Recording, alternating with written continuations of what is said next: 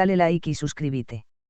El presidente estadounidense Joe Biden ha dedicado el primer mes de su mandato a su objetivo de reformas a Saíatal y su segundo mes en la Casa Blanca a sentar las bases de su política exterior. Todavía no se sabe con precisión en qué consistirá la tercera fase de sus primeros 100 días, que bien podría estar relacionada con los temas económicos. Esa eventual tercera fase debería traducirse en una actualización de la infraestructura estadounidense, hoy en ruinas, lo cual se financiaría aumentando los impuestos en un 30%, según la doctrina keynesiana aplicada a su máxima expresión. Con respecto a las reformas a Saíatal, la izquierda occidental ha renunciado a defender las naciones y los pobres. En Estados Unidos, esa izquierda se concentra hoy en la búsqueda de la pureza, según el modelo de los padres peregrinos de la mitología estadounidense, en espiar los pecados del pasado como la masacre contra los pieles rojas, la esclavitud de los negros traídos de África, la destrucción de la naturaleza y en construir un mundo mejor, pero no basado en la igualdad entre las personas sino en la equidad entre las diferentes comunidades. Estados Unidos es un muy vasto país poblado por migrantes que llegaron a América empujados por razones económicas. En el pasado, Estados Unidos practicó una selección de migrantes basada en criterios sanitarios y económicos, pero ese país siempre se vio a sí mismo como un refugio para los pobres con espíritu emprendedor. Durante los últimos 40 años, Estados Unidos se ha visto ante una población de inmigrantes ilegales, un fenómeno que nunca antes había enfrentado. Hoy en día, hay en Estados Unidos entre 11 y 22 millones de inmigrantes ilegales. El Partido Demócrata pretende resolver ese problema modificando las reglas de inmigración, el estatus de los inmigrantes legales y también el de los inmigrantes ilegales, pero aún vacila en cuanto a hacerlo con una sola ley o con varias. Está presente en el Partido Demócrata el recuerdo del proyecto del senador Chuck Schumer, demócrata por el estado de Nueva York, quien trató de abarcar demasiadas cosas diferentes a la vez y acabó siendo rechazado, a pesar del respaldo del presidente Obama. En primer lugar, los demócratas pretenden otorgar la ciudadanía estadounidense a 5,6 millones de personas que llegaron ilegalmente a Estados Unidos siendo menores, los llamados Dreamers, y que hoy, desde el paso del presidente Obama por la Casa Blanca, ya no pueden ser expulsados del país. Sin embargo, aunque el Partido Demócrata cuenta ahora con la mayoría en las dos cámaras del Congreso, no es seguro que se adopte una ley en ese sentido, ya que, sin esperar a que se concretara esa especie de amnistía general, decenas de miles de migrantes centroamericanos se pusieron en marcha hacia Estados Unidos, en cuanto se anunció la elección del hoy presidente Joe Biden, creyendo que serían bien recibidos en el país de la libertad, y están cruzando en masa la frontera mexicana. ¿Dónde encuentran la oportunidad de hacerlo? Esto sucede en momentos en que el Partido Demócrata ha dejado de lado la noción de patria. Con el inicio del nuevo periodo de sesiones del Congreso, la presidenta demócrata de la Cámara de Representantes, Nancy Pelosi, presentó un voluminoso proyecto de ley, HR1, que pretende reformar el sistema electoral. Ese proyecto consiste esencialmente en transferir al gobierno federal la responsabilidad de las listas de electores, actualmente en manos de los estados. El resultado sería que al menos 13 millones de extranjeros, principalmente inmigrantes ilegales que hoy figuran en los registros federales, se convertirían en electores. Algunos países ya conceden a los extranjeros el derecho a votar en elecciones locales, pero sería la primera vez que un país autoriza a los extranjeros a votar para elegir el jefe del Estado. Ese proyecto se remite a un debate iniciado hace ya varios años. En 2016, 834.218 personas favorables a Hillary Clinton votaron ilegalmente en la elección presidencial. Eran extranjeros pero votaron en la elección presidencial sin tener la ciudadanía estadounidense. En 2017, el presidente Donald Trump creó una comisión ad hoc para comparar las listas de electores registradas por los estados con los datos del Departamento de Seguridad de la Patria, Homeland Security o DHS. Su objetivo era evaluar el alcance del fraude que los demócratas habían cometido. Pero muchos estados solo entregaron listas inutilizables ya que contenían únicamente los nombres de los electores sin ninguna otra indicación que permitiese identificarlos como la fecha y lugar de nacimiento. Al no poder hacer su trabajo en tales condiciones, la comisión acabó siendo disuelta. Esta confusión entre ciudadanía y derecho al voto no es exclusiva de Estados Unidos. En Francia, el actual primer ministro, Jean Castex, utilizó la epidemia de COVID-19 para tratar de prohibir por decreto el regreso de los franceses residentes en el exterior que no fuesen capaces de presentar una razón de fuerza mayor para justificar su regreso, lo cual era una forma de destierro sin juicio.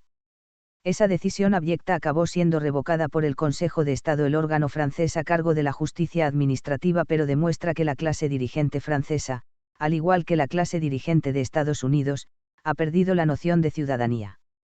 En Estados Unidos, el Partido Demócrata va más allá y pretende transformar el modo de vida de los habitantes del país, ni siquiera me atrevo a escribir de sus conciudadanos, y se autoadjudica a ese poder en violación de la Constitución de los Estados Unidos de América. En efecto, la administración Biden acaba de adoptar una serie de medidas espectaculares hacia la transición energética, en realidad para reemplazar los vehículos con motores de gasolina por vehículos con motores eléctricos. Según un estimado establecido por el Interagency Working Group on Social Cost of Greenhouse Gases, un organismo que la propia administración Biden acaba de crear, el costo de esa transición se elevaría a $9.500 millardos. 1. Esa medida se traduciría además en la desaparición de una incalculable cantidad de empleos y la ruina de innumerables familias. Ese es precisamente el tipo de medida que llevó a la guerra civil en Estados Unidos, la llamada Guerra de Secesión, que duró de 1861 a 1865. En aquella época se trataba de poner los poderes aduanales en manos de las autoridades federales, lo cual habría favorecido el desarrollo de los estados industriales del norte de Estados Unidos y provocado la ruina de los estados agrícolas del sur. Por iniciativa del estado de Missouri, 12 estados ya han recurrido a la justicia y están exigiendo la anulación de los decretos del presidente Biden. Ahora habrá que esperar por la decisión de la Corte Suprema. En todo caso, el efecto destructivo de la transición energética no se limita a la sociedad estadounidense. También priva a Estados Unidos de un arma importante, su condición de primer exportador mundial de petróleo, ya que Biden se dispone a cerrar por decreto todos sus pozos de petróleo. Con respecto a la política exterior, llena de buena voluntad, la administración Biden ha proclamado por todo lo alto que va a restaurar los vínculos de Estados Unidos con sus aliados y consultar con ellos todas las decisiones que puedan afectarlos. También anunció que las diferencias entre Estados Unidos y China no deberían alterar las relaciones económicas, pero que las diferencias con Rusia resultan intolerables. Los europeos acogieron esas declaraciones como buenas, y no tardaron en ser víctimas de la decepción. Pero tenían que haber intuido lo que iba a suceder desde que vieron que el secretario de Estado Antony Blinken no se dirigió a los 26 Estados miembros de la Unión Europea, sino solo a Alemania y Francia, y en una videoconferencia donde apareció junto al jefe de la diplomacia británica. Para empezar, la Unión Europea, que necesita obtener vacunas contra el COVID-19, solicitó a Washington que le vendiera las reservas de vacunas de AstraZeneca almacenadas en Estados Unidos, cuyas autoridades sanitarias no habían aprobado aún el uso de esa vacuna. Los europeos recibieron una negativa rotunda de la Casa Blanca. La solidaridad estadounidense con sus aliados no llega al punto en que Washington se considere obligado a ayudarlos a enfrentar una epidemia mortal. Washington clasificó rápidamente las reservas de la vacuna de AstraZeneca almacenadas en Estados Unidos como estratégicas, clasificación que no tenían cuando los europeos presentaron su pedido. Segundo incidente, la administración Trump había logrado normalizar las relaciones diplomáticas entre Marruecos e Israel a cambio de reconocer el Sáhara Occidental, ex colonia de España, no como una república independiente sino como parte del reino marroquí. Con la elección de Joe Biden, España creyó que la nueva administración modificaría esa decisión. Error. Estados Unidos no tardó en orquestar una clara amenaza militar dirigida a España para disuadirla de toda voluntad de intervención.